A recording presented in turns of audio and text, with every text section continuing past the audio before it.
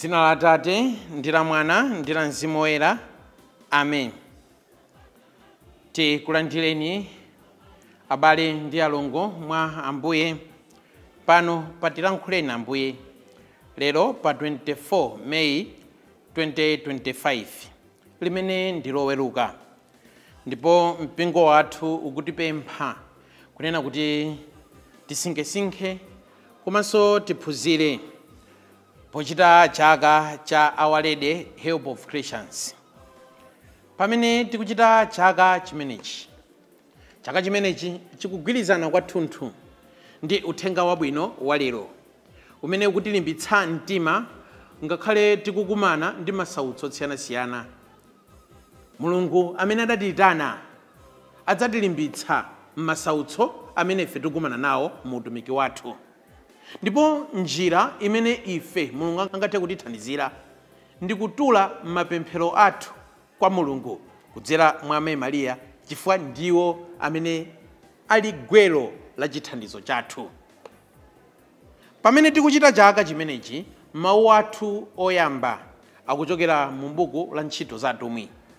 Ntchito za Atumwi mutu 16 kuyambira ndime ya 1 kulekezera ndime ya 10.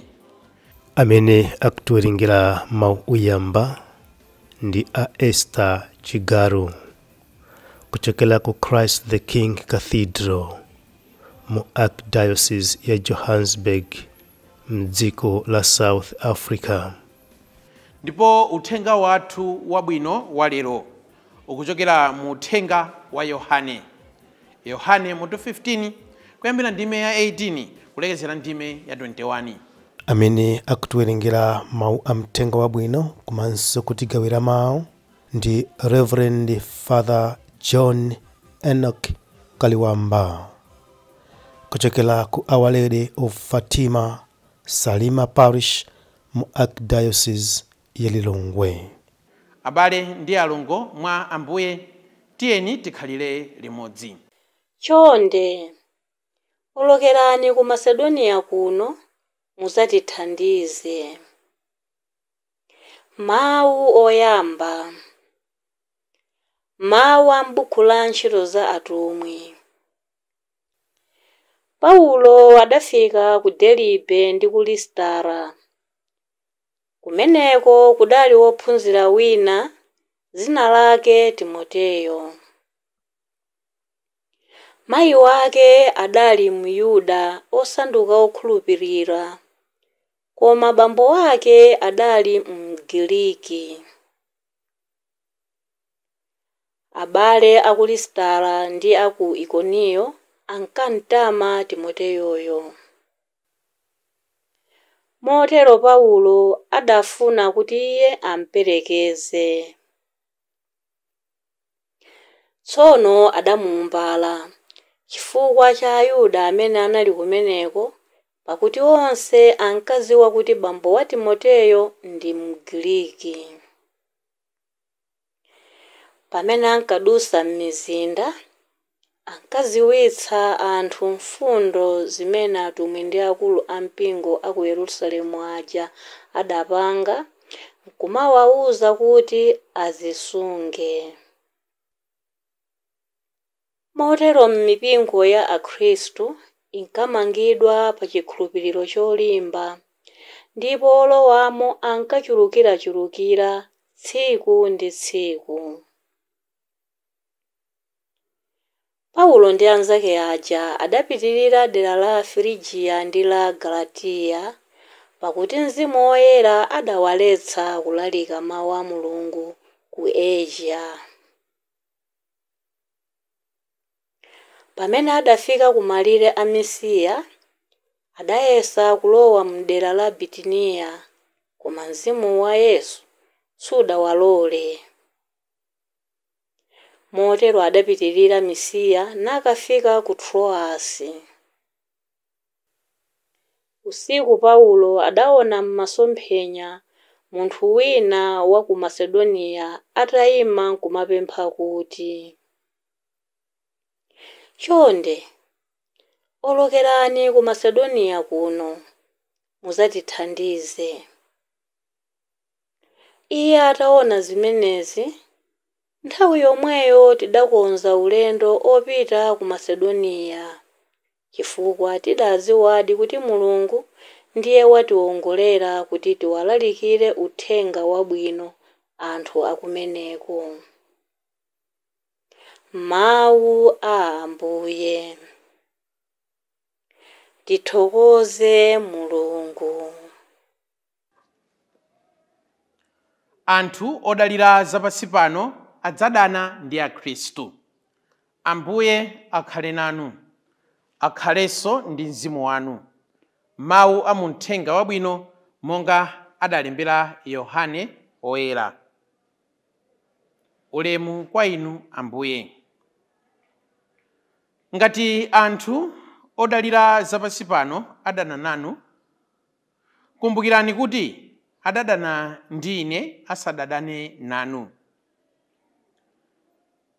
Mukadakhala ankhalidwe wawo akadakukondani chifukwa chakukhala anzawo. Koma amadana nanu chifukwa ine ndidakusankhani pakati pa iwo. Motero sindinu anzawo. Kumbukirani mawu aja amene ndidakuwuzani kuti wantchito saposa mbuye wake. Ngati ine adandisautsa, inunso adzakusautsani. Ngati adamvera mawu anga, adzamvera mawu anunso. Koma adzakuchitirani zonsezi chifukwa cha ine, popeza kuti sadziwa amene adandituma. Uthenga wa Ambuye. Ulemu kwa inu Ambuye Yesu Khristu. Kwa inu amene muli m'mautumiki osiyanasiyana, kuphatikizapo ine amene, kuti tiyambe kukamba nkhani zathu zosiyanasiyana zokhudza mautumiki, tingathe kuona kunena kuti mwina nthawi zambiri amachuluka ndi mavuto amene ife tikumana nawo mu utumiki. Usembe chimodzimodzi. Mungathe kuona kunena kuti kwa ife ansembe mwina nkhani zimene zimachuluka zokambiridwa za nsembe sizikhala nkhani zimene zili zabwino. In fact, wina adanena kunena kuti palibe bambo mfumu wabwino. Osati chifukwa chonena kuti azibambo mfumu ndi anthu oyipa, ayi. Koma chifukwa chonena kuti anthu dangochika m'maganizo mwathu chomalimbana ndi atsogoleri, chomaona atsogoleri kuti ndi oyipa. Wansembe angatokhala pa parishi ngati bambo nthandizi, ndiye wina aliyense amamuona ngati ndi munthu wabwino. Afatha munthu wabwino, afatha munthu ochezeka. Afatha koma ndiye munthu odziwa kugwira ntchito, afatha ndiye ndi olimbikira. Pa parishi pomwepo abishopu akangonena kunena kuti basi ndanchotsa uyu wansembe winayu amene anali fatha nthandiziyo, amene anali bambo nthandiziyo, akhale pomwepo ngati bambo mfumu, sipatha chaka amba kuoneka kuti wansembe uja ndi oyipa. Umeneyo ndiye moyo umenewo. Ndikumbukira bwino lomwe ine amene nditangolowa usembe, ndidakumana ndi mavuto amene anali olingana ndi zaka zanga mu usembemo. Ndiye ndimawuza mayi anga kuti koma usembewu muli mavuto. Ukati utere anthu alankhulira apa, ukati utere anthu alankhulira apa. Mayi anga anandiwuza kunena kuti you should always remember, sungakondweretse munthu wina aliyense ayi. Ngati ufuna ukakondweretse munthu wina aliyense, go and start selling ice cream. Koma ngati uli mu nsembe, udziwe kunena kuti sungakondweretse munthu wina aliyense, ndipo usembewo wagona potsira nsembe moyo wanu nkumagawana ndi masautso a Mbuye athu Yesu Khristu. Pamenepa mpamene mawu athu a tsiku la lero, uthenga wathu wa lero ukugwirizana ndi chiyambi cha uthenga wabwino umenewu. Tikumva kunena kuti Ambuye Yesu akunena kuti ngati anthu odalira zapansi pano adana nanu, kumbukirani kuti adadana ndi ine asadadane nanu. Pamene ife tapanga chisankho kuti tikhale akhristu, pamene ife tapanga chisankho kuna kuti tikhale ansembe, pamene inu mwapanga chisankho kuti mukhale asistere, pamene inu mwapanga chisankho kuna kuti mukhale munthu wabwino, muzidziwa kunena kuti mwapanga chisankho chimene chikusiyana ndi dziko lapansi. Muzidziwa kunena kuti mwapanga chisankho chosambira kuchokera kumene madzi akuchokera. Choncho mavuto akhalapo ochuluka ndithu, koma tisafoke. Chifukwa chani? Nayenso Ambuye Yesu amene ife tikumtumikira, Ambuye Yesu omwewonso nawonso anakumana ndi mavuto ngati omwewa. Uthenga wabwino wa lero sukupereka chilimbikitso kunena kuti atumiki a Mulungu ndi amene akuyenera kuti adzizuzidwa. Uthenga wabwino wa lero sukupereka chilimbikitso kunena kuti anthu amene amazunza atumiki a Mulungu, anthu amene amanena nkhani za mtumiki wina aliyense, za mkhristu wina aliyense, zimene zili zosakhala bwino, ndiye kuti amene akuchita bwino ayi, koma kulimbitsa iwo amene akutumikira kuti asataye mtima. Tangoganizani Yosefe. Yosefe adakakhala kuti wapanga chiganizo chonena kuti sindikumutenga Mariya, sindikumukwatiranso Mariya, chifukwa cha mavuto amene adakumana nawo. Unknowingly Yosefe adakathawa Ambuye Yesu asakudziwa ayi, chifukwa amayi Mariya mwa iwo anali atanyamula Ambuye Yesu. Pathupi pene anali napo anali atanyamula Ambuye Yesu. Nthawi zina chifukwa cha mavuto tikamathawa m'mabungwe osiyanasiyana amene tiliwo, nkumenena kuti kukwaya kumene kwine sindidzapitanso, anthu ake ndi amiseche, sitikhala kuti kuthawa miseche ija. Mwina nthawi zina timakhala tikuthawa Ambuye Yesu.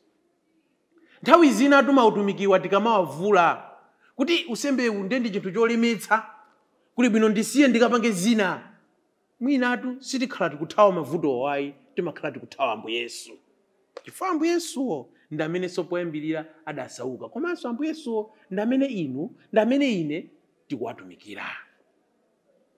Kenaka chifukwa chonena kuti tikutumikira Ambuye Yesu, pamene ife takumana ndi mavuto, tiyeni nthawi zonse tikumbukire kupita kwa Ambuye Yesu omwewo. Amanena kuti mkhristu akamakumana ndi mavuto, he should not be complaining more, but just to be praying more. Ife ngati tikhala nkumakumana ndi mavuto, nkumana ndaula kwambiri, nkusiyana ndi mmene ife tikupempherera, tizidziwa kunena kuti taponyana ndi formula. Kumbukirani Ambuye Yesu nawonso anasauka, anakumana ndi masautso osiyanasiyana. Chifukwa titumikiwa ndi Ambuye Yesu, tikakumana ndi mavuto osiyanasiyana, tiyeni tibwerere kwa mwini wake utumiki. Chifukwa ana ambiri mwa ife timakhumudwa, it's because we personalize utumiki. Ambiri mwa ife timakhumudwa chifukwa timatenga utumiki ngati ndi wathu, timatenga usembewu ngati ndi wathu, timatenga mabungwewa ngati ndi athu, timatenga maudindo ngati ndi athu. Chifukwa tikamakumana ndi mavuto timakhumudwa. Kumbukirani ndinu wansembe, koma usembe wake mukugwira malo mwa Yesu Khristu mwini. Kumbukirani ndinu mtsogoleri ku bungwero koinde, koma bungwero silanu ndi la Mulungu. Kumbukirani kunena kuti ndinu mtsogoleri mu mpingo moinde, koma mpingo si wanu, ndi wa Mulungu. Chifukwa utumiki si wanu, chifukwa kuti ndiwo si wanu. Mukakumana ndi mavuto, kumbukirani kupita kwa mwini wake udindo, kumbukirani kupita kwa mwini wake mpingo, kumbukirani kupita kwa mwini wake utumiki, nkukamuuza kuti taonanitu mavuto amene ife takumana nawo mu utumiki wathu. You should not always complain more, but you should always pray more. Tisamadandaule kwambiri ayi, koma tidzipemphera kwambiri tikakumana ndi mavuto osiyanasiyana. Leronso Ambuye Yesu akupitiriza kutiuza kunena kuti mukadakhala ankhalidwe wawo, adakakukondani chifukwa chonena kuti ndinu anzawo. Christianity is about being different. Chikhristu ndiye ndikukhala osiyana ndi dziko lapansi. Pamene ife tapanga chisankho chonena kuti tikhala akhristu, tapanga chisankho chonena kuti tisiyane. Ife ngati tikunena kuti ndife akhristu, koma nkumafanana ndi wina aliyense kunjako, tizidziwa kunena kuti talephera pa chikhristu chathu. Chifukwa chikhristu chikutipempha kunena kuti tisiyane ndi wina aliyense. Ine ngati wansembe tapanga chiganizo chonena kuti ndikhale wansembe, koma nkumafanana mu zochita zanga ndi wina aliyense mnyamata kunjako, ndizidziwa kunena kuti ndalephera chifukwa kunena kuti unsembewu kutipempha kunena kuti ndisiyane ndi wina aliyense. Anthu adzikusiyanitsani kunena kuti inu ndinu akhristu. Anthu azikusiyanitsani kunena kuti inu ndinu mtumiki. Chifukwa chikhristu chimatipempha, chifukwa utumiki umatipempha kunena kuti tisiyane ndi dziko lonse lapansi. Nkumamwa kuposa wina aliyense wakunjako. Mapeza kunena kuti mkunja akuti magileti awiri nawenso magileti awiri. Uzangodziona kuti zinthu sizikuyenda iyayi. Chifukwa chonena kuti udayitanidwa kumoyo onena kuti ukhale osiyana ndi dziko lapansi. Nkumatukwanizana ndi mkunja maphuzo kumuthera iweyo nkukhala benika bandulo kamaphuzo kumango watulutsabe. Uzangodziwa kunena kuti ukulephera chikhristu chako. Chifukwa kuyenera kuti usiyane ndi dziko lapansi. Nkumachita miseche kuposa wina aliyense amene samudziwa Mulungu. Uzangodziwa kuti walephera chifukwa chikhristu chikupemphani kuti musiyane ndi dziko lapansi. Titati tiziyendera muyeso umenewo. Ndi angati mwa ife amene ndingathe kunena kuti dziko lapansi limasiyana nalo. Amen.